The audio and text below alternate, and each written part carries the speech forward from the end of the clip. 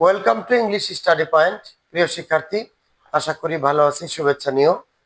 আজকে তোমাদেরকে আমরা আরো একটি সেন্টেন্সের ভয়েস চেঞ্জ শিখাবো, সেটা হলো ইম্পারেটিভ সেন্টেন্স। তো ইম্পারেটিভ সেন্টেন্সের ভয়েস চেঞ্জ করতে হলে আগে ইম্পারেটিভ সেন্টেন্স সম্পর্কে তোমাকে ধারণা নিতে হবে।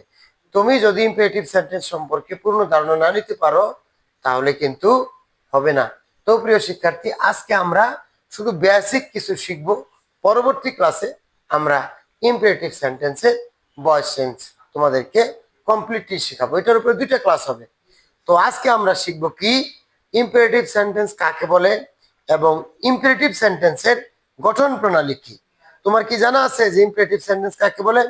ইম্পারেটিভ সেন্টেন্স হলো যে সেন্টেন্স দ্বারা বক্তা কাউকে কোনো বিষয়ে আদেশ, নিষেধ, উপদেশ, অনুরোধ, প্রস্তাব ইত্যাদি প্রকাশ করে তাকে কি বলে?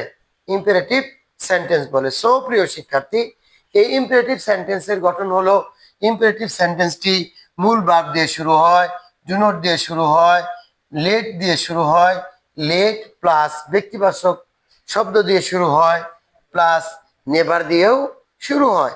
তো প্রিয় শিক্ষার্থী, আজকে তোমার সঙ্গে আমার কথা হলো যে আগে তুমি অ্যাসার্টিভ সেন্টেন্স গুলোকে কি করো?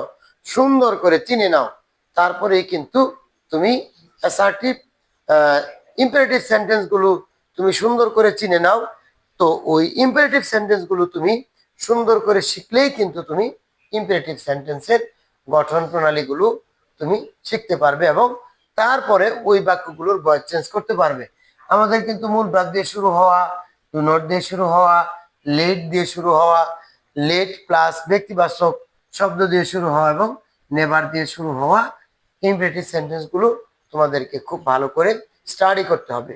আমরা আগামী ক্লাসে ইনশাল্লাহ তোমাদেরকে এই বিষয়ে বিস্তারিত পাঠদান করার চেষ্টা করব। আল্লাহ হাফেজ, ভালো থাকবে সবাই। আমি আশা করি তোমরা নিয়মিত ক্লাস করবে এবং নিয়মিত নিজের পড়াগুলো গুছাবে। Thank you.